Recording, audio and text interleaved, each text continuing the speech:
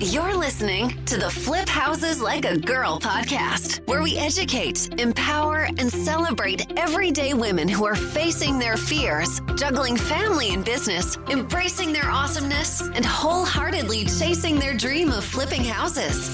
Each episode delivers honest to goodness tools, tips, and strategies you can implement today to get closer to your first or next successful house flip. Here's your spiky-haired, breakfast taco-loving host, house flipping coach, Debbie DeBeery.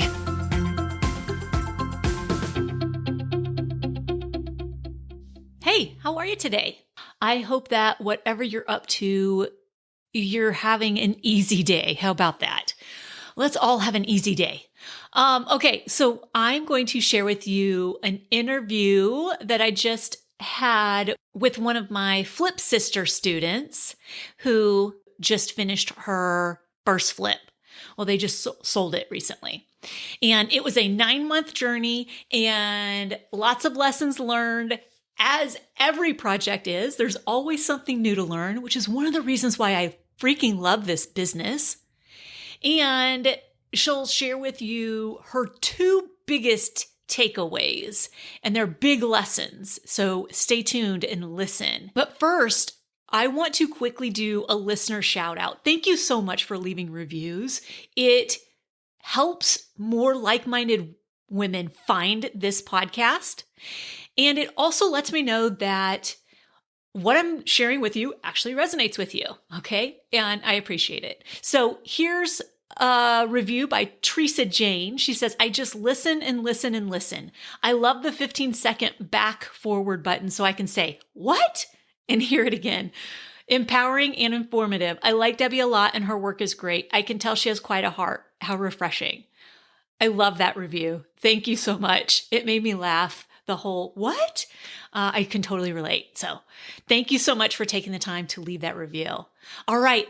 Without further ado, let's jump in and hear what Kelli Haas has to say about her first flip journey. Okay, let's start with, how about just like introducing yourself a little bit? Okay. I'm Kelli Haas. We are in the Austin area. We have 3 small kids. We decided several years ago that we wanted to get into real estate investing, but with 2 tiny babies that were close together and a toddler, this mama said, okay, babe, you're on your own. Figure it out. You can do whatever you want. So then as they got older, and I began to regain some mental capacity for more things, we started looking into and trying to find places where we could learn these things. So we got really big into Bigger Pockets and all of their podcasts and their books and all the things. And then we were in the Dallas area. And so about 3 years ago, we decided that we didn't want to stay in the Dallas area and really looked, okay, where do we want to go? And we're like, we really like Central Texas, but we don't like San Antonio. Okay, Austin it is. Right. Yeah. So we moved down here about 3.5 years ago. And my husband was, at the time, he was working really hard to get into law enforcement. So we actually moved down here because he was accepted into this Texas State Trooper Academy, which is in Austin. Yeah. And so we'd moved down here, not entirely specifically for that, but it was a deciding factor for timing. And so we came down here and it was 6 or 8 months before he finally started. So whenever he left for that, and it was 5 days there of no communication, and then he'd get to go home on the weekends, more like 24 hours of a weekend. And so, but it was kind of like, okay, we had a lot of time to mentally prepare for that. And so it was okay. But in the meantime, it was kind of like, we knew his chances of getting to stay in Austin were slim to none. We had just moved our family here. We had just purchased a house and we were like, I'm not leaving. So it was kind of like, okay, well then I guess his first duty station, wherever it ends up being, then it's going to just be long distance until he can get stationed here. So that was our plan initially. So during that, I said, okay, I have to do something. Yeah. Here I was working part-time with 3 kids at home. Yeah. And I was like, I have to do something. So I started getting into all of that a little bit more, started building some relationships, local realtors and stuff like that. And then super random was looking for like local festivals and stuff for a weekend. So I'm like, oh, okay, local events, scrolling through, and I'm like, see this thing. And it was a women's get together. I can't remember the title, but it was the women's get together in crazy. Austin, Yes. whatever month that was. And I was like, oh my gosh, what in the world? This is a thing? I was like, I'm going. And so then it just kind of snowballed from there for us. And so even my husband, he wanted to get into some sort of mentorship. We had gone to all of the free AREA, the Austin Real Estate Investor Group meetings that we could go to. But the buy-in is way out of we'd have to pull a second mortgage. Right. So we weren't going to do that. Right. And so we were like, well, it's a great idea and all. And so he had been searching some sort of mentorship or something like that, because real estate's not a world that we come from. And so it's still just a fairly new thing for us. And so anyway, when we found and met you, he was like, you're doing it. We're doing it together. You're doing it. Like, this is what we're doing. Like, this is awesome. I love it. So anyway, it just kind of rolled from there, but it was literally exactly the timing that we needed, when we needed it, what we needed. And from there we got 2 properties. 2020 kind of spun everything out of control, but here we are at 2021. We're like, okay, back on our goals. Yeah. Yeah. Okay. So you did just recently close on your first flip, the sale, right? Yes. Okay. Yes. So let's talk about that project. And it's like, let's rehash, and not to like dig a knife, but more like, you know what I love? This is what I love is, and it's so important that we don't lose sight of this. It's not about everything going perfectly and smoothly all the time, because it's not going to.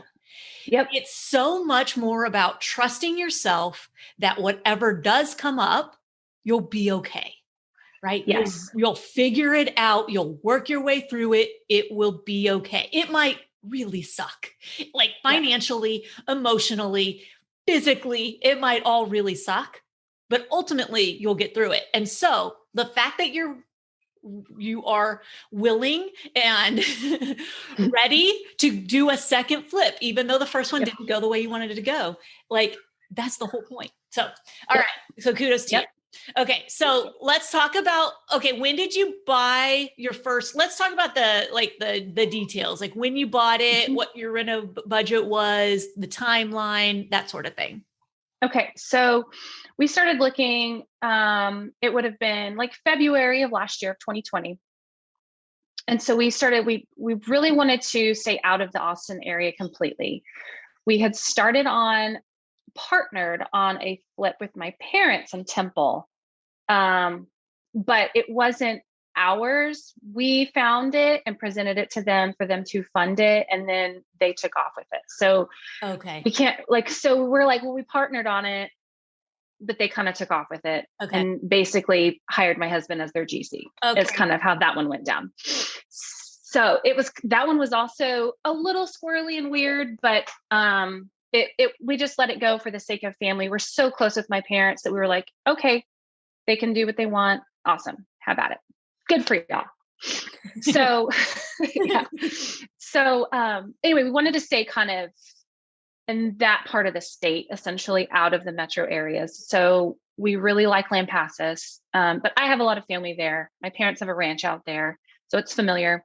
So we built a relationship with a realtor out there and told her kind of what we were doing. And she was bringing us a lot of off-market properties even, which was interesting for her as a realtor, because she wouldn't have really made commission on our purchase of it, just only if we listed it through her.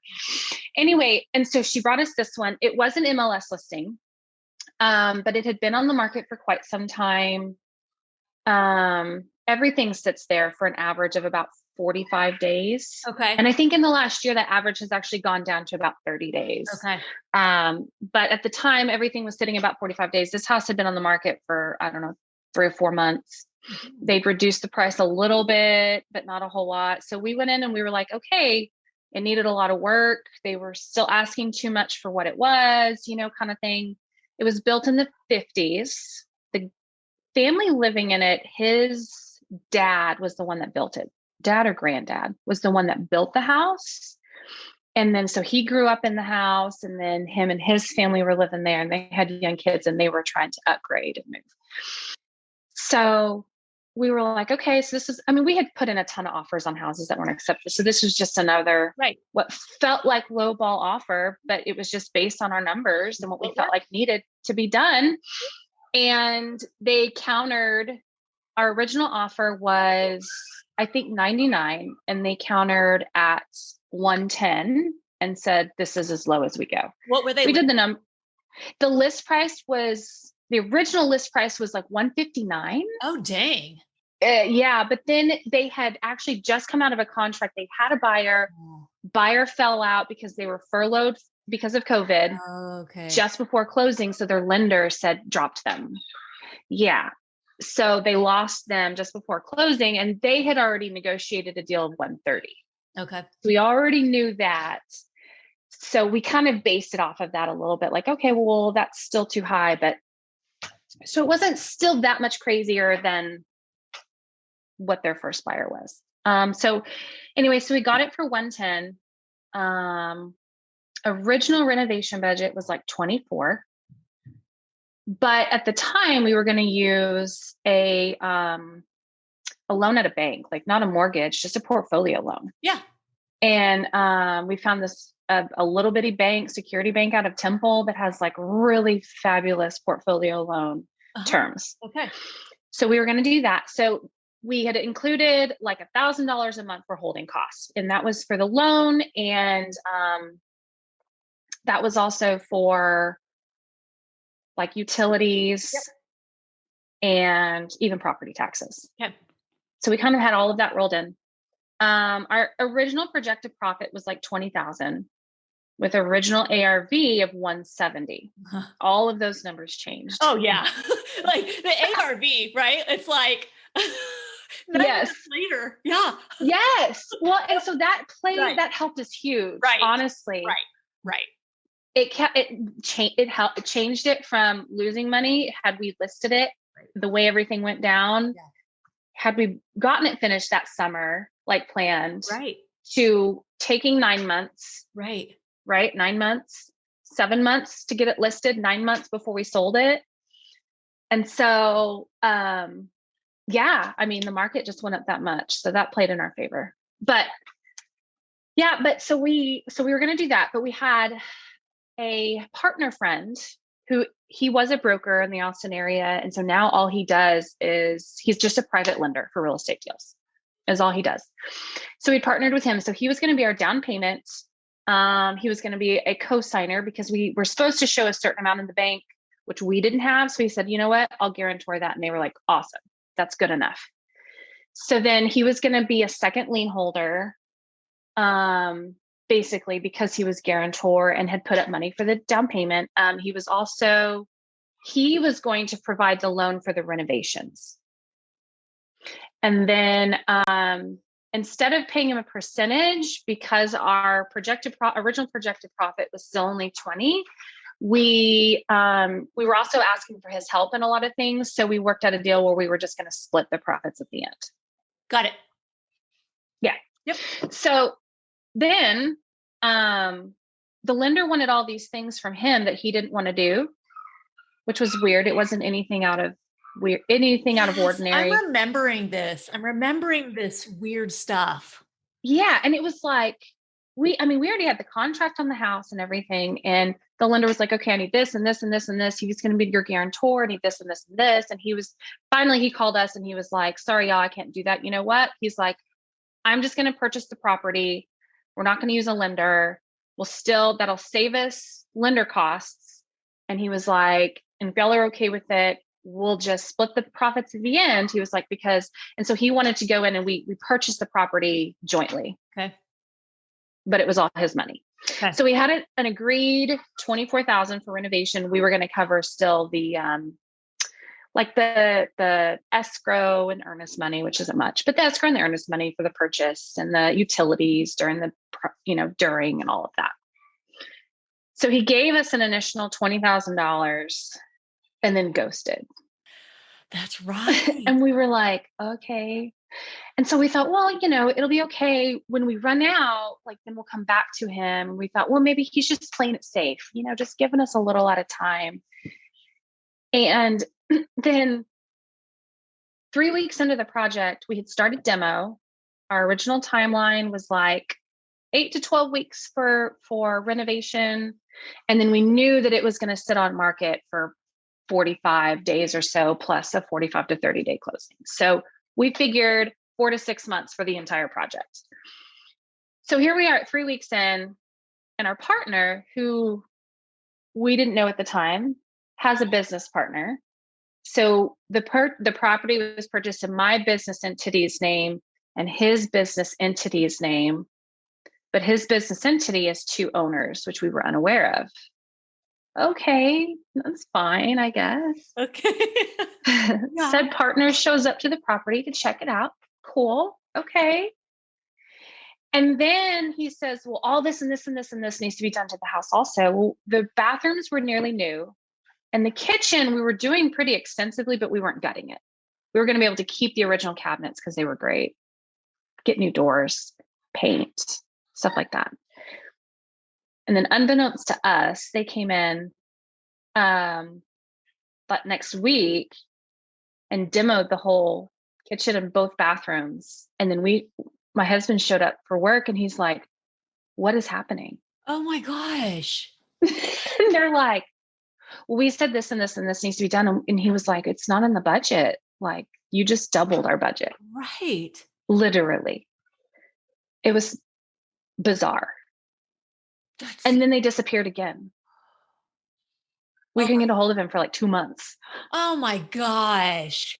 After they came in and demoed the freaking house, they're like, okay, here you go. Yeah. Demo's done for you guys. You're welcome. Oh my gosh, Kelli. We were like, this is going to be some really good lemonade when we're done. So, yeah. Okay, so they come in. That was the beginning of the project. And they demo everything without telling you. And then they disappear again. Uh-huh. So by this time, my husband was like literally, what is happening? I can't get this done with the money that he gave us. I don't know what to do. So we actually quit working on the place for like 4 weeks. We didn't go back because it was trying to get a hold of them, trying to figure out what is going on. It's his money and it's his money. He's the one that fronted it. We told him what the budget was and what was included in that budget, all the way down to the nitty gritty cabinet costs and the countertops, all of it. And so we just quit working on it for like 4 weeks in that time. In the beginning, we said, hey, we have this really great JV contract. It's a little bitty 1 page. Let's talk about it. Let's talk about our expectations. Let's sign this little contract. So that everybody's protected. And he was like, no, we don't need to do that. He's like, I've never signed a JV contract. I don't need to. It'll be fine. Oh, and we said, okay. Yeah. So then here we are 4 weeks into the project and we're like, oh my God, had we signed that JV contract, we would have had a little bit more legal protection in that situation. Right. And some guidelines to go by. Like, exactly. Yeah, exactly. Yeah. So, but we felt like, it turned into, that helped increase the ARV and the list price. Because it was better finish outs and stuff. It was more renovated, more things were new, and that kind of thing. But it was a perfect example of just over renovating. Yeah. Because the ROI on that wasn't right. Yeah. You know what I mean? There was a better profit doing less renovation. Yeah. Yep. I get that. So that was one of our biggest lessons in that is Yeah. don't, and you always hear that, don't over renovate. Yeah. Right. But it's very oh, hard. oh my gosh. It's my biggest struggle. We still struggled It's because so hard. but some of the things that I still wanted to put in the house, I was like, "Ooh, I can't put those cabinets in. They're so cheap." And he's like, "Babe, it's a cheap house." I know. It's so And hard. I'm like, "Oh, okay." I know. And then it was like, "Oh, I don't like those ceiling fans. They're so crappy." And he's like, "Babe, it's a cheap house." Yeah. It did end up getting a higher ARV, but the timeline helped too, because I wonder, Yes, like, I huge. mean, it's all hypothetical, right? Like what would have happened if Yeah. it had been done? But still, the biggest problem here is the people ghosting you.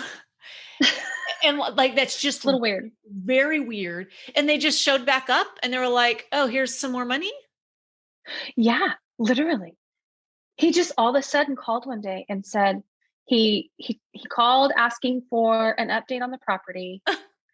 So in that okay, so that 4 weeks that we didn't work on it at all, he finally called us back and was like and asking for an update on the property. So my husband and him kind of had a little hash, we kind of had to hash some things out. Yeah. And essentially it was a lot of it had to do with his business partner and was like he was never supposed to be involved, like that was never the agreement, and he's the one that came in and renovated and demoed all these things. And so there was that, and so they hashed some things out and ultimately was like, I want you to understand, not only have you increased our budget by literally double, I mean, full double, because those are really expensive things to redo that we weren't going to be redoing. Yeah. But also our timeline has now quadrupled. Yeah. And he's like, and especially at that point, that would have been like April. No, it wasn't April. This would have been May and June was when this was.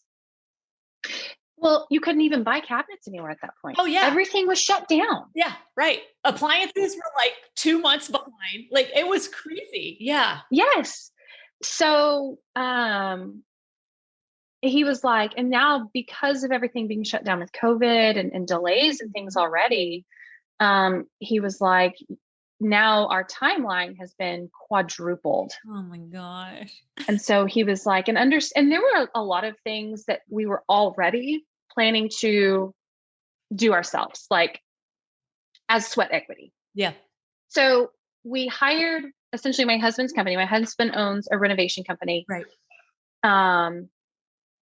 We hired his company to do the renovations, but then there were still things beyond that that were just us personally, not either of our businesses paying for or doing. Got it. As sweat equity. So there was still those things, but he was like, even if I do all of it for free labor, he was like, our budget is still doubled. Right. And so anyway, so they kind of, after their little coming to Jesus meeting, he kind of understood a little bit more, went ahead and gave us the additional, but all he gave us. He was like, well, I can give you the rest of the $25,000. So $5,000 more of what we agreed upon. He was like, but that's all I can cover. And we were like, your business partner came in and destroyed everything. Oh, Kelli. Oh my God. Oh, it was so weird. So we were like, okay, well, luckily my husband's company was in a position to be like, okay, he could pay his guys and stuff like that from his business, but it was still a disadvantage to his business because for subs, he has a markup. Sure. So he couldn't charge that markup at that point because you know what I mean? Yeah. I mean, not really. Yeah. So he lost that. And then there was a lot of nights and weekends. Oh, I'm sure. Out there. Oh, I'm sure. Oh my gosh. I mean, it sounds miserable. It just does. It kind of was. Yeah. Initially it was fun. Those nights and weekends were fun. Yeah. At first. Yeah. Before it turned into what it did. Yeah. I mean, all of that was way more stress than it ever needed to be. And I just don't understand the lack of communication on their part, and No. and on top of that, not acknowledging the lack of communication. Yes. Like that Yes. would make me lose my mind because it drives me crazy. Like, oh my Yes. gosh. Okay. It drives me crazy, and I'm a planner, so I Oh couldn't. yeah. So last year it was like I was already dealing with an 8-year-old that was Right. going through some stuff with Yeah. school, Yeah. not in school. So now here I am with kids. I was furloughed from my Yeah. job. And then my husband's work was slightly impacted at the very beginning of Sure. COVID. So we had all that, and then this, and it was just like, and I'm done. Right. Like, mama's done. Yeah, I've had my Like, sufficiency. Thank you. yeah, this is it. I'm done with the year. It's May. Well, It's May. The rest of the 7 months can just go away. Oh my Yeah. gosh. Okay. So he gave you $5,000 and y'all figured it out. Like you figured We out did. how to handle the double budget, Yes. the labor, materials, all that jazz. Good Yes. grief. Yes. Was y'all split 50-50 in the end? No. No, but he wanted 10% of his investment which would have been more, like he would have gotten more than us splitting. Does that make sense? Okay. Oh, So that was part of why we said, no, I can't give you 10% on investment, because he was fronting so much. Because right. originally we had said, yeah, sure, 10% on investment whenever it was our down payment of Sure. $10,000 or whatever it was. Yeah. 15, I think is what it was. Yeah. Versus 110 plus the 25 for the renovation. Right. Yeah. Right. And so, and he was okay with that. He understood. He was like, oh, okay, that's great. We got to a point that my husband was like, he was already working there every single Saturday. We were there most Sundays. He was there. He would go there a lot of evenings after getting done with clients' jobs. But it was just him, because he was like, I can't afford to pay for anybody's labor. So it's just me. Yeah. So, it was very, very, very slow going for one person. Sure. So it got to a point where our investor had called and was asking for an update. And this was like August or September, and was like, why isn't the place done yet? And he's like, are you kidding me? And then finally, all of a sudden one day he calls me and he says, hey, I've gathered up a group of guys. We're going to be there next weekend, and we're all working for like 4 straight days. And these guys are working for free. And he was like, make sure you've got flooring there. They're going to lay flooring. They're going to paint. They're going to put up trim. They're going to hang doors and hardware and stuff like that. And he's like, whatever we can do in those 4 days, they're going to work and they're going to help you out. So that kind of helped get it nearly to the finish line. And then we spent like another month of hustling. Yeah. And got it finally through the finish line in November. So yeah. Y'all were just left with all of the stress, which is what's really infuriating to me. It's really infuriating. Yes. Yeah. You had to, okay. So would you partner with this person again? Only if it is truly honestly, we were able to work out our stuff. I say we, it was mostly my husband and him, because they were friends prior to this. Mm-hmm. And they were really able to work out all their stuff. He's not much of an apologizer, but he actually semi-apologized. But he admitted some faults was the big deal.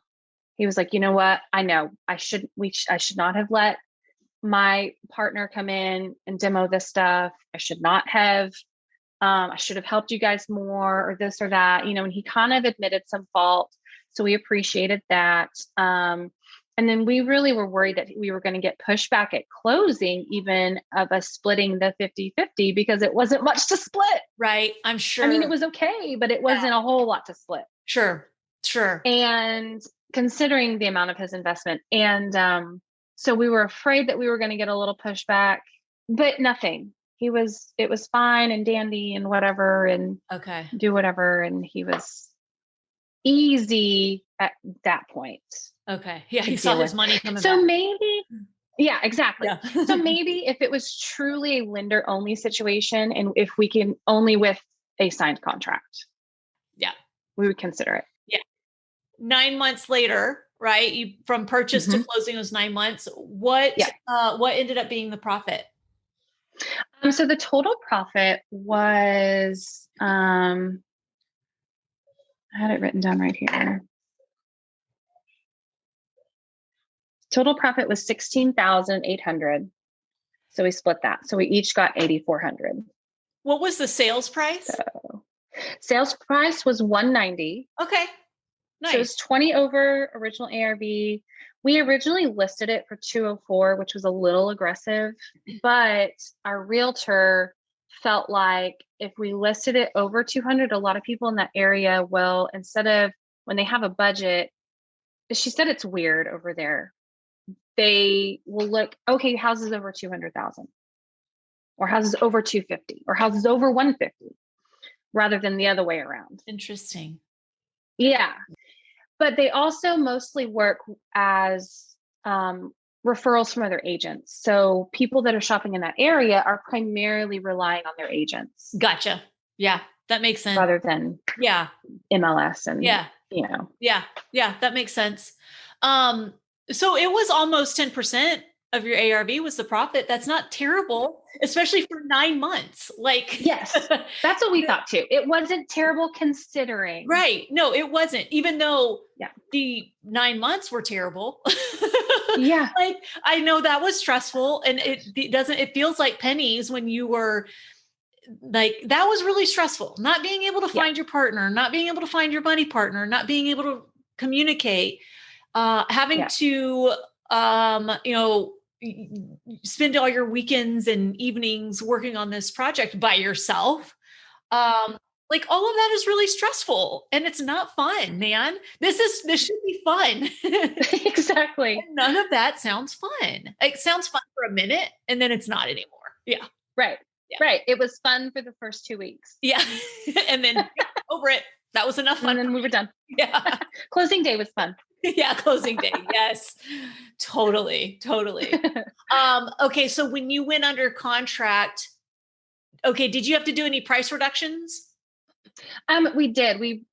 So we listed it for 204. After a week, we had several people look at the home, but nobody wanted to submit an offer. So we went ahead and we reduced it to 199. So we reduced it by 5,000. Yeah. And then when we got our first contract, that's what it was listed for. Got it. Got it. But it was from somebody in the area that was doing a 1031 exchange. Uh-huh. So it was cash purchase. So, and just like we do, started as low as he could go. Right. And we basically were like, no.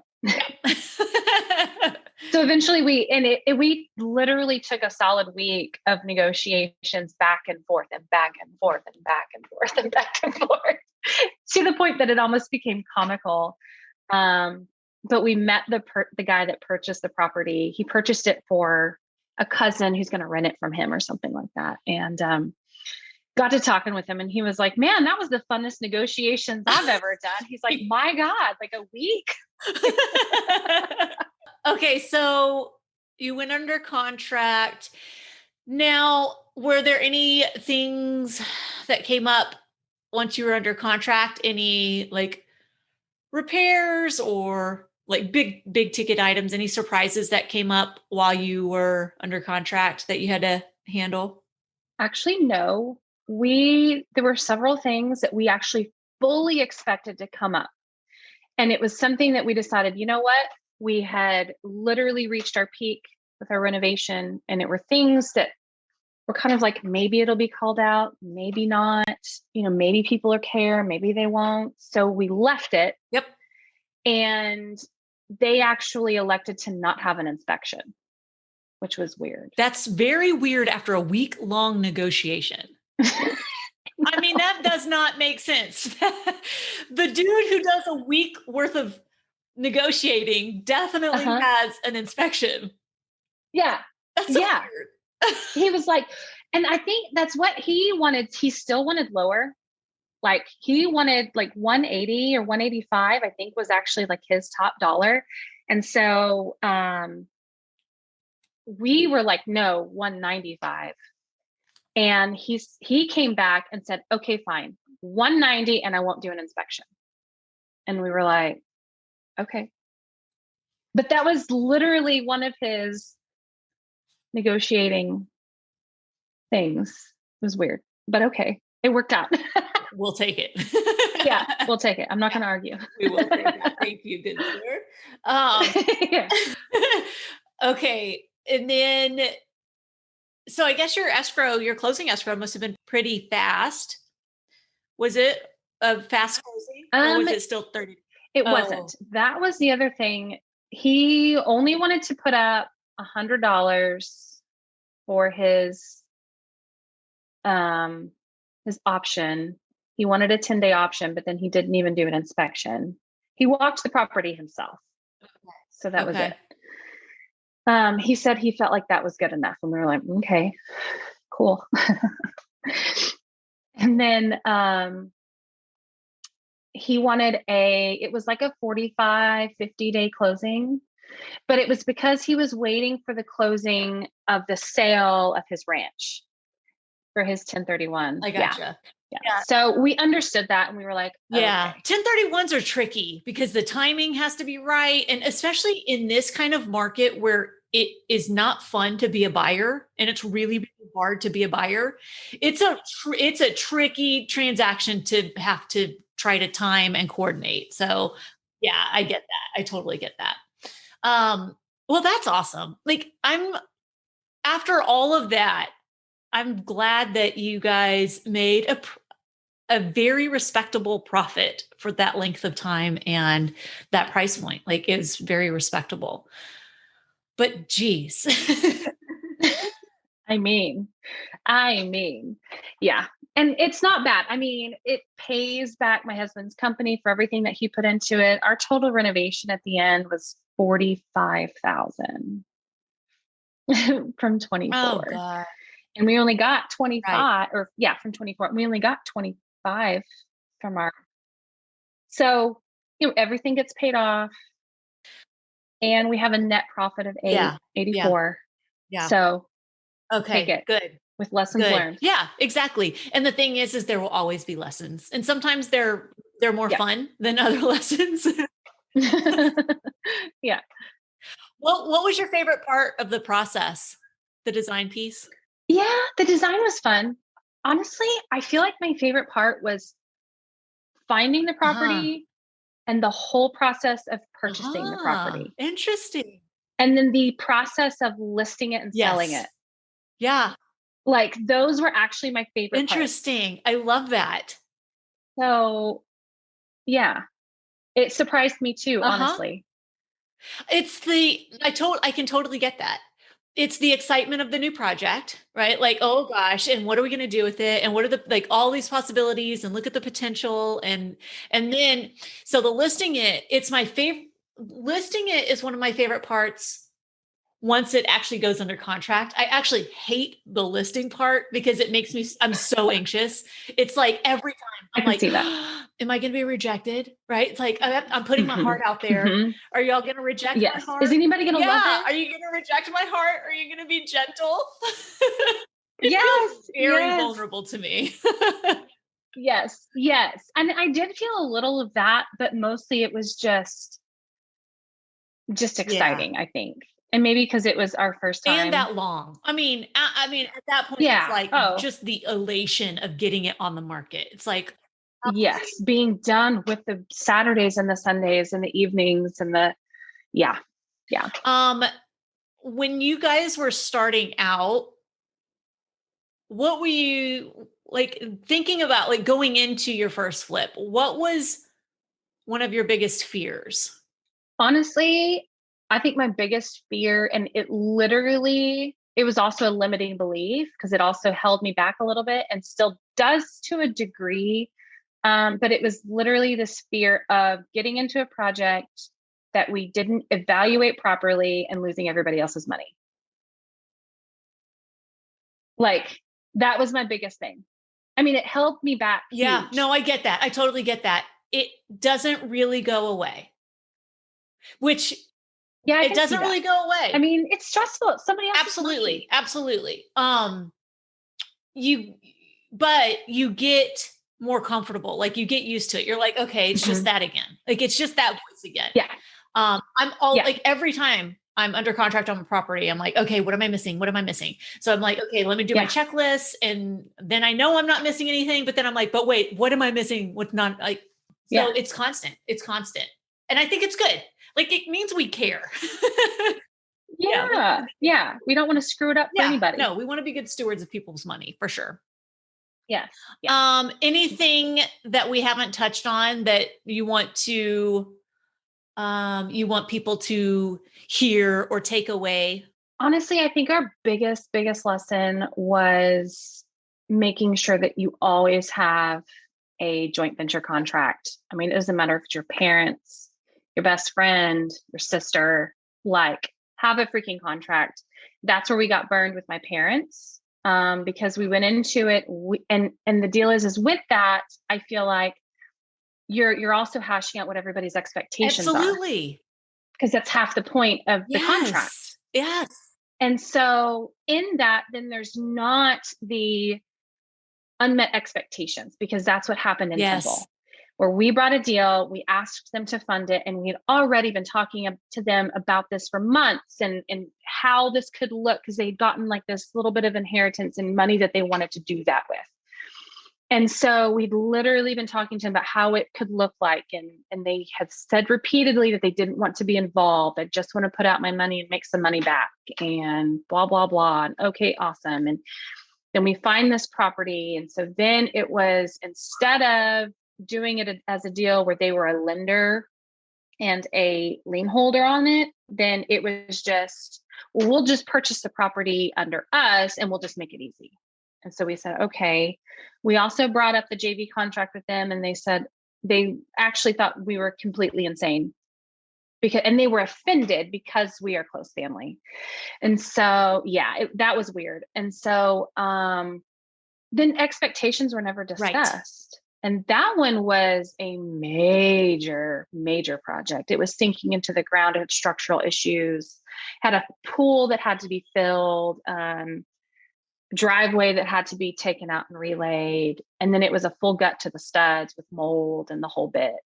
Removal of AC that was totally redone and moved. The hot water heater was moved into another place. I mean, we're talking, it was a major project, which was awesome. The numbers were great, but it was, again, just those unmet expectations. And so we went into it thinking, oh, okay, there are lenders. And then all of a sudden they started getting more involved. And then it was, what are you guys doing? Why are you making these? Why did you already order floor without us? Why did you do this without us? And then it turned into, no, this is our project. What do you mean? And so we kind of were like, okay, yep, it's your project. Oh gosh. That's why I preach it so much, because that was one of my biggest lessons too. It's freaking hard. It's freaking hard. It is hard. Like, it is I hard. think it's though, there has to be a mindset shift around it. Instead of it being like, it is more about, and that's how I approach it now, is it's more about, look, let's be really clear on expectations so everybody's happy at the end, because we want to do this again, right? Like, let's do this in a way that makes us want to do it again. So let's be really clear on expectations. I don't want to let you down. I know you don't want to let me down. And so I did have to have that mindset shift around it, because initially I wasn't using JV agreements. And it was just like, partnering with friends, and they would be disappointed in 100% return on their investment. And I would be like, how are you disappointed in that? You doubled your money. Like, what do you mean? But it was a few of those. And then it's like, okay, let's just like salvage what we can and set it up to be successful. And it's just about being clear and, just like you said, setting expectations. It does help. But I get that it's one of those things that you have to go through, and you have to learn it on your own. Yeah. Because I can tell you till I'm blue in the face. Right. And people could tell me until I was blue until they were blue in the face. And I'd be like, no, Not until I go through it, maybe once or twice. Well, I'm glad you made it out. I'm glad you're, I'm We glad did. you're out of that project. I'm glad you made it out of that. And yeah, like I was so happy when I saw that post in the group, like, because I noticed, of course, I noticed you weren't in the group very much. And I knew, like, given that you worked in a salon, like, I knew, like, your life was crazy. Yeah. I knew that. Excited. I was so happy to see that. Yeah. So, Yeah. all right. Well, I don't want to take up too much more of your time. Do you have anything you want to share before we get off? I want to make sure you share everything you want to share. I think you just did by saying use the JV agreement, people. Oh my gosh. Big one. Huge. We learned a big lesson about sweat equity and what it really should mean. Because we always had this mentality of, oh yeah, some sweat equity, that means your profit's bigger, right? But we started doing that, and that was that was built into our original renovation budget. And then whenever we were forced into so much sweat equity, that we realized, okay, hold on, we need to look at this differently, because our time is still worth money. We would have made so much more money in the last 9 months had my husband been doing all of this work for a client and charging appropriately, than what we made on the end. So it's like, it's making sure that even if you know that you're going to have some sweat equity, that the value of your time is built in either in your profit or on the front end. Because you have to make sure that you're paying yourself somewhere. A few hours here and there of, oh, okay, I'm going to paint these 3 rooms, or I'm just going to paint the cabinets, and, that kind of thing. But whenever you start really thinking, okay, I'm going to do all of this, I'm going to do all of this, I'm going to do all of this, sweet, awesome. That like cuts my budget, so far down. But if you're putting so much work into it, you've got to value your time somewhere. Totally makes sense. The sweat equity, it can't be zero. Yeah. Right. That makes perfect sense. That's interesting. Yeah, that's really interesting. What would you do differently around that? We in future projects, like if there's anything that we decide that we don't want to include on the actual renovation budget, like, okay, well, we'll put in that sweat equity. We'll do that ourselves. We're not going to hire anybody for this. We're not going to pay you from our company to do that kind of thing. It has to be counted at least on the back end. Got it. Built into our profits. Because if we're doing $15,000 or $10,000 worth of sweat equity labor, but our profit's only going to be $8,400, there's no net profit. We're actually negative. Yeah. So got it. It's keeping that valuation appropriate. Yeah. And of course, you're always going to have some work that's just extra work on you. But if you're really going to take on all of the landscaping, and I'm going to do all of the painting, and I'm going to do all of the demo, and, those things that are usually pretty easy for all of us to do. I mean, and then you've spent a total of, solid 4 weeks of solid time there. That's not zero. But you haven't built in that valuation. Yeah. That's a great point. And I appreciate you saying that, because I've never really heard it said that way, but it makes perfect sense. Okay. Well, I can talk to you all day. I've enjoyed chatting with you. And I also know that you've got 3 kids that are ready for you and ready for your attention. They're eerily They're quiet doing right a now. good job. They've been very good. They really have. They've been very good. Thank you for sharing your experience with us, because I know it's going to inspire somebody somewhere to go do this thing. So thank you. I'm super grateful that you took the time to share with us. Well, thank you for having me. This has been fun. There you go. There's part of Kelli Haas's first flip journey. And if you noticed, it didn't go the way she planned. Problems come up, and you have to be okay with that. This is a problem-solving business. And here's the thing. The ultimate thing is she wants to do it again. That's the whole point of the first flip. Do it in a way that makes you want to do it again. And if you're sick of being on the sideline, and not taking action because you're scared and you don't want to do this alone, you don't have to. All right. Get on my wait list because the women inside my program, first of all, the community is unbeatable. The place is awesome. All right. I guarantee you've never experienced anything like it. Secondly, we are closing on deals left and right. We have so many first flips happening right now. Yes, in the middle of a pandemic, right now. And they're smart flips and they're doing good in their communities.